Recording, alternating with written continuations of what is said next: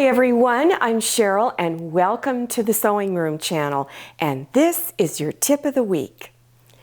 Do you have a problem organizing and storing your fabric so that it's easy to get to? Well, I used to just fold it and stack it on top of each other, and then when I needed a piece of fabric I would try to yank it out, and it usually would mess up everything, so it never worked very well. And then my daughter led me to an idea was to take cardboard like this. And this is 8.5 by 11-inch sheets of cardboard. You can get these off of Amazon or cut your own cardboard. And so I'm going to show you how I fold my fabric and put it on. So this is already folded with the selvage edges together. So I'm going to take it, fold it in half like this. Then I'm going to take my cardboard, start at one end, fold it over, and then just roll it all the way over this way. Well, when I first started doing this, I used to take these hair clips and stick it on to hold it. And then when I stored it on the shelf and I went to pull it out, this clip would get caught on something and it would pull everything apart. Well, then I decided to try to use two of them. Well, that didn't work either. So this is what I use. Let me show you this one here. So I've been slowly removing my clips and taking large rubber bands and taking it around. And I don't have any problems now with my fabric coming undone. Now, one of the things you have to remember is these rubber bands don't last forever. Over time they will deteriorate, so you have to be aware of that. If you have a rubber band that breaks, maybe it's been wrapped for 10 years, you probably really weren't using that fabric. Maybe you should, or maybe even consider getting rid of it. Oh, that's a taboo idea. This is a pin pad, at least this is what I call it. And it's got a large magnet in the inside of it. And it helps to hold your pins in place. So if you turn it upside down, it's not going to come off. But I have knocked these off the table onto the floor, and the pins will scatter. But it's really easy to take this and just pick them up really, really fast. So if you use a lot of pins, maybe you do a lot of big projects, I recommend this. Those little small pin cushions that I show you how to make are great for when you're just working on little small projects, but I have one of these at every one of my sewing machines. This little case is called the needle nest, and what it's used for is storing needles that maybe you haven't used very much. There was a tip that was given to me by a man who repairs sewing machines, and he said, if you used a needle for more than 8 hours of sewing, then you probably should throw that needle out because the tip is already worn off. But if you've just used a little bit and you need to set it aside to put in a different type of needle, then you know that this was already used a little bit, but it's got a magnet in there so it doesn't fall out. And this again is called the needle nest, and it's made by Dritz. This is a throat plate that's on my Viking sewing machine, and this is where the needle goes through, right there. And then in here is where my bobbin case is. Now there's lines on here that are in, I believe it's called centimeters, millimeters, centimeters. I always get that mixed up. But anyway, these lines are used for guiding your fabric through. So if you want a specific certain width of a seam allowance, you keep it on one of the lines, the edge of your fabric. Well, the problem is if you have bad eyesight like I do, it's a little hard. Some people find it hard to control the fabric. So this is a magnet that's there to help you guide. So you would just measure over how wide you want your seam, 1/4 inch, 5/8, 1/2 inch, whatever you want it to be, from this needle, and place this there. Then you can keep the edge of your fabric going right across here. Now I think Dritz makes this. I've had this for so long I forgot who made it, but these are quite common. So if you have a problem guiding your fabric, consider using something like this. This is something called a seam gauge, and I have been using these ever since I was 12 years old, and I really like them. I'm very used to using them, and I mostly like them for when I want to measure for a hem. So let's say you wanted to do a 2-inch hem. You want to fold your fabric over. You have this little blue thing right here that you can move to wherever you want the width of your hem to be. So I'm just going to place it at the 2, and then I can line it up here and fold it to where I want my hem to be, and then I can begin pinning to stitch it down. So again, it's called a seam gauge. You can get them everywhere. I use this a lot. As I've gotten older, my eyesight has gotten worse. So I love this, especially when I want to do some major stitch removal. Sometimes the little seam ripper with the little tiny magnifying glass on it isn't quite enough for me. So I can put whatever it is I'm working on, I can bend this down right over where I want it, and it's held there in place while I remove any stitches. And this is made by Dritz, and I bought it at Joann Fabrics and Crafts. If you have poor lighting in your sewing area, there's lights that are made by Ott. It's called Ott Light, and this one I use when I'm doing some really small hand stitching, or I'm working on a small cross stitch project and I just want to sit in a corner and kind of relax. I use this. I put whatever I'm working on right underneath it, and it just lights up the whole area so that I can see really well.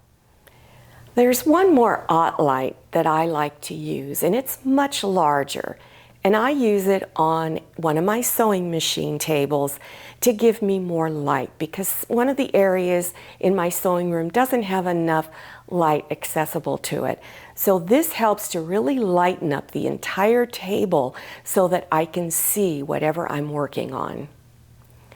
I use a lot of cardboard for a variety of things, and I like the real thin cardboard when I'm making a template for something.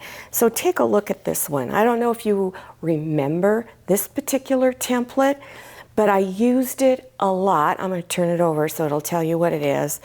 And it's the face mask for 2020. Let's hope we never have to repeat that again, but I'm keeping it. You never know. If you buy fat quarters, there's always a little thin cardboard that's always inserted into the package. These are great for making templates. Now this is a small piece of poster board, and I will buy poster board when I want to make a large pattern for something. I also use the thin cardboard for creating my own specific size shapes that I use for applique sewing. So this is a 5.5-inch heart. This was a triangular thing I created to make novelty coasters. If you want to make a circle that's a specific size that you use frequently, you can use these over and over again. And let me find this one more thing. Here is a spool of thread template, and when I was done, this is what it looks like when it's all done. So I've never gotten rid of it because every now and then I need to use it. Now this is an Easter bunny, and I blew up a piece of fabric, put it in my photocopier printer, enlarged it, and traced around one of the rabbits and made my own template to use for appliques. This is a little flower pot that I made for putting on the end of table runners, and I would create little flowers. And then here's another really large heart that I made. Here's another little oval, kind of oval shape. And then this one is a little vine with a leaf on it. So you can make all kinds of things. Keep them because you never know when you need to use them again. This is a template made out of cardboard, and it's that poster board you can buy at Walmart and office supply places, even drugstores I've seen it.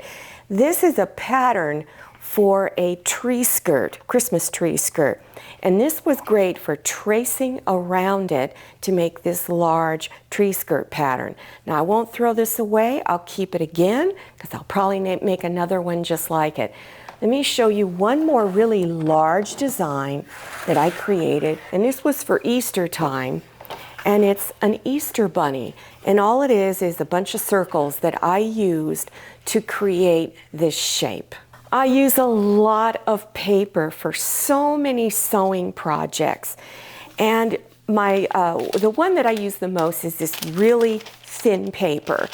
And all these 3 rolls of paper I purchased from Home Depot in the paint department. And one of my viewers left me a comment once that she went to Home Depot to get paper. She went in the paint department and asked them. And the man said, "Do you sew?" And she says, "Yeah, why?" He said that this is their #1 selling product in the paint department because so many people who sew come in and buy it up. So I create a lot of designs on this. I draw patterns on them. There's so many things you can do. Now this is a large roll of paper, and it's a heavier paper. Now you could probably get something like this at Home Depot too, but I purchased this at Walmart. And I will create clothing patterns and I will draw them on this. You can also take clothing patterns that you purchase and maybe you like to use it over and over again. When you use the tissue paper that comes in the pattern package, it tears almost immediately. So I like to trace the ones I use the most onto this heavy paper, and it lasts so much longer. So here's a pattern for making pajama bottoms. And you can see the paper, this tissue paper is very thin. It doesn't last very long. If you can get through one time using it without tearing it, you're really lucky. But I like to use the other paper that I've got here. Got a strip of some of the paper that I was just showing you. And I'm going to show you how to use it to alter a pattern. So let's look down here. You'll see this double line right here. And that's where you can lengthen and shorten your pants. You'll see this on tops and sleeves. They all have this little double line. So if you want to shorten it, you just fold it at that line, fold it up to whatever size you need, and then you can take Scotch tape and tape it, or you can pin it. If you have to lengthen it, you have to cut this right down through here. So after you cut it, then you want to take some of the thin paper that I was talking about, put it underneath, and then measure how far, how much you want to lengthen the garment.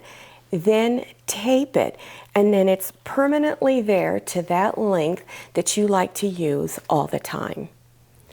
I hope you enjoyed this tip of the week. Now, if you're looking for other beginner sewing projects to do, check below your YouTube screen for those video links. You just scroll down to the description section, click on Show More or the down arrow, and the links will appear. And also, I'll have a playlist link so that you can watch other tips of the week. I have many helpful tutorials on that. Now, don't forget to follow me on Instagram and check out my Facebook page. Thank you so much for watching. I'll see you next time, and happy sewing. If you like the Sewing Room channel, one of the best ways to show your support is to subscribe by clicking on that red subscribe button and give this video a thumbs up. And don't forget to click on share to share this video with your friends. And make sure you click on the bell so you receive notifications for all my new videos. I'm Cheryl. This is Manny. See you next time.